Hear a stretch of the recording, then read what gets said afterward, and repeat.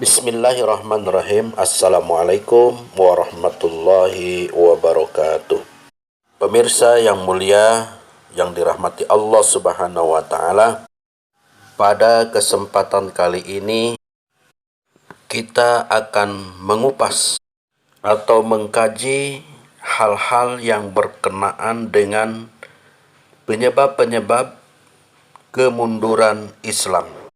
Namun jangan lupa kami mohon bantuan dan dukungannya untuk membangun channel ini dengan cara mensubscribe dan like serta share video ini. Pemirsa yang dirahmati Allah Subhanahu wa Ta'ala, kita telah mengetahui bahwa peradaban Islam pernah mencapai puncak kejayaannya dari setelah zaman Khulafaur Rasyidin, kemudian dilanjutkan oleh Bani Umayyah dan Bani Abbasiyah hingga akhirnya kepemimpinan Islam ditampuk oleh Bani Utsmaniyah di Turki.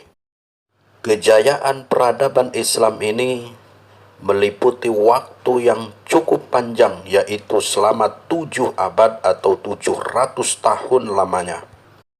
Dengan kurun waktu yang sangat panjang itu, para penguasa Islam dan umat umumnya pada saat itu merasa nyaman, dan pada akhirnya mereka mabuk dalam kekuasaan dan terlena dalam kenyamanan dan kemewahan materi dan keduniaan.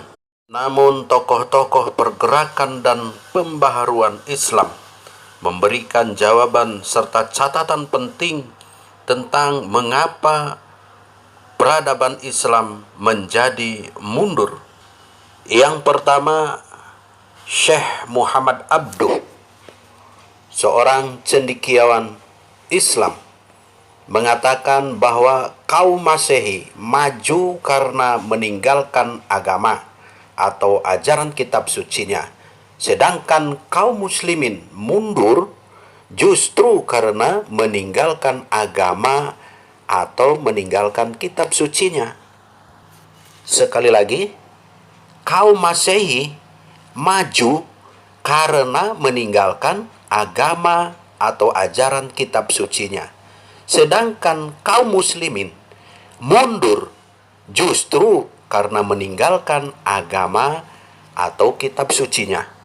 Seperti yang kita ketahui bahwa di kalangan kaum Masehi harus taat kepada dogma dari gereja, yang justru itu mengekang kreasi para ilmuwan dan cendekiawan-cendekiawan serta ilmuwan-ilmuwan saat itu, sehingga banyak di antara mereka yang ditangkap dan bahkan dihukum mati di tiang gantungan karena melawan doktrin-doktrin dan dogma-dogma gereja. Hal yang sebaliknya justru terjadi pada umat Islam karena merasa nyaman, karena merasa dalam kondisi aman dan bergelimang dengan berbagai macam kemewahan. Akhirnya kreativitas mereka mati, mereka tertidur seakan-akan tidak mempunyai beban. Lebih parah lagi, karena pengaruh kemewahan dunia, umat Islam lupa terhadap ajaran-ajaran luhur kitab sucinya, yaitu Al-Quran. Bahkan di antara mereka sudah terang-terangan tidak lagi hidup berdasarkan kitab suci Al-Quran atau jauh dari pola kehidupan yang islami. Sedangkan menurut Syekh Abdurrahman Al-Kawakib, ia mengatakan, saya mempunyai keyakinan pokok-pokok kemunduran kita umat Islam yang mengaku muslim sekarang ini ialah disebabkan karena agama yang kita peluk ini, kita ini memeluk semacam agama yang banyak bertentangan dengan agama Islam itu sendiri. Akan tetapi kita cap sebagai agama Islam. Agama yang kita anut adalah pseudo Islam. Seolah-olah agama Islam, tetapi bukan Islam.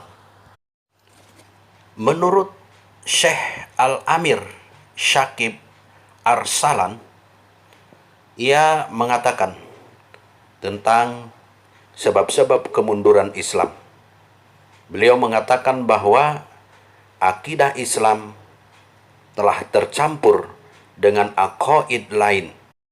Akidahnya yang seharusnya mengesahkan atau mentauhidkan Allah Subhanahu wa Ta'ala, akan tetapi umat Islam justru di sisi lain, ia seakan-akan percaya ada lagi sumber kekuatan atau ada ilah-ilah lain yang bisa menandingi peran ketuhanan atau peran Allah Subhanahu wa Ta'ala sebagai Tuhan yang Maha Esa. Dan inilah penyebab kemunduran Islam yang terburuk, karena umat Islam secara tidak sadar atau bahkan secara sadar telah berbuat kesyirikan atau membuat tandingan-tandingan Allah sebagai Tuhan. Syekh Syed Qutb mengatakan bahwa Islam mundur karena tidak ditampilkan secara kafah, diambil sebagian dan ditinggalkan bagian yang lainnya. Dalam bukunya Dirosah Islamiyah, beliau menyampaikan ambil Islam secara keseluruhan atau tinggalkan sama sekali. Maka dari berbagai pendapat di atas, dapat disimpulkan bahwa sebab-sebab kemunduran Islam adalah: pertama, umat Islam telah meninggalkan kitab sucinya, yaitu Al-Quran dan As-Sunnah, dan mereka melakukan tradisi keagamaan yang salah, seolah-olah Islam, padahal banyak bertentangan dengan ajaran Islam. Yang ketiga, Islam masih dilakukan secara parsial, tidak utuh sebagai suatu sistem yang paling berkaitan. Ibarat orang buta disuruh mendefinisikan seekor gajah. Ketika memegang perutnya, ia berkata bahwa gajah itu besar dan lembek. Ketika menyentuh gadingnya, ia mengatakan bahwa gajah itu keras, panjang, dan melengkung. Ketika memegang telinganya, ia mengatakan bahwa gajah itu lebar dan pipih. Islam dilaksanakan dan ditampilkan secara parsial oleh pemiliknya sesuai dengan selera dan kecenderungannya. Lebih parah, antara parsialitas yang satu dengan yang lainnya saling mengklaim sebagai yang paling benar, sedang yang lain adalah salah. Allahu a'lamu bissawab.